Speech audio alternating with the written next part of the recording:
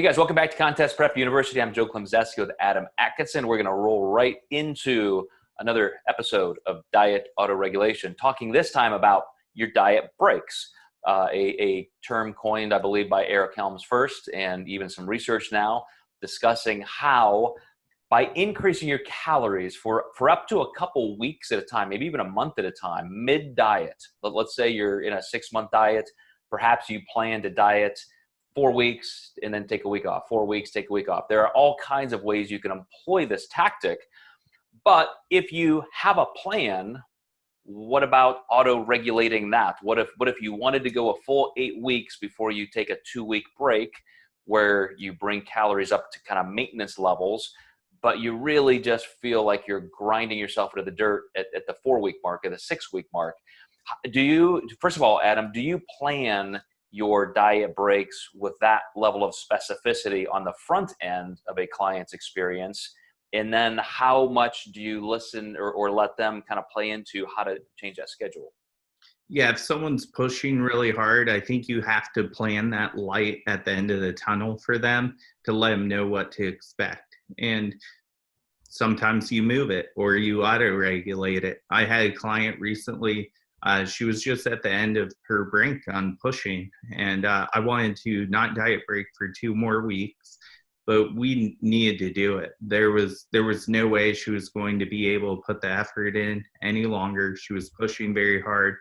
Shows were still kind of getting canceled here too. So I said, if we diet break for 2 weeks to 2.5 weeks, I think the light at the end of the tunnel, shows will start happening and she'll be able to really have more of a purpose in pushing. So we went ahead and moved her diet break up about 2 weeks, and best decision we ever made. She's super rejuvenated afterwards, and now shows are starting to happen, and it's like a new person right now.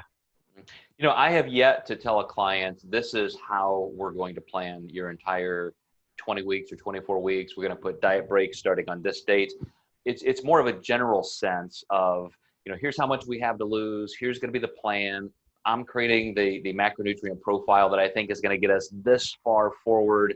Then we may, come up a little bit and then create a little bit more of a calorie base, try and build your metabolism back up just a little bit before we dive into the final stages of contest prep, leaving room at the end for a nice metabolic building phase. So in my mind, I'm conceptualizing what it's going to look like, and I will share that with my clients, but I don't really time those diet breaks out. I don't put them on the calendar, except for times when a client says, look, I've got a vacation starting this week. I want to plan for that. And then all of a sudden it is going on the calendar. But do you do diet break scheduling that specifically?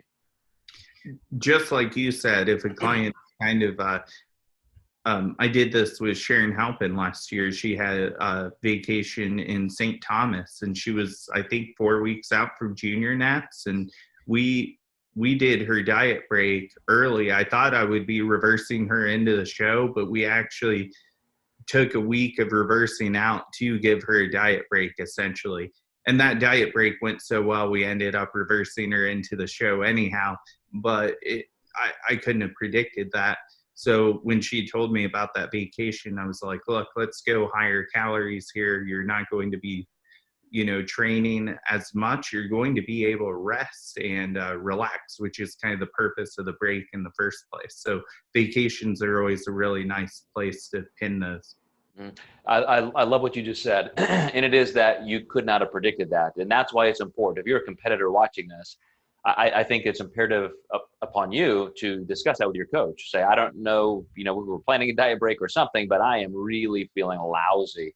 And maybe you just need a day off or something, but it may be time for kind of a diet break. Depends on how you've been pushing and what the results have been. So this is the entire concept of auto-regulation. It's for you to be interpreting what's happening in your body and then be able to make decisions based on as much empirical evidence as you have, how you've been progressing, how far you have to go, how much time frame you got left.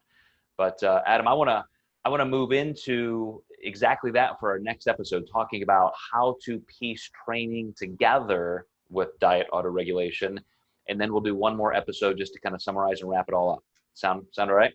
Sounds good. All right, guys, we will see you next time in Contest Prep University.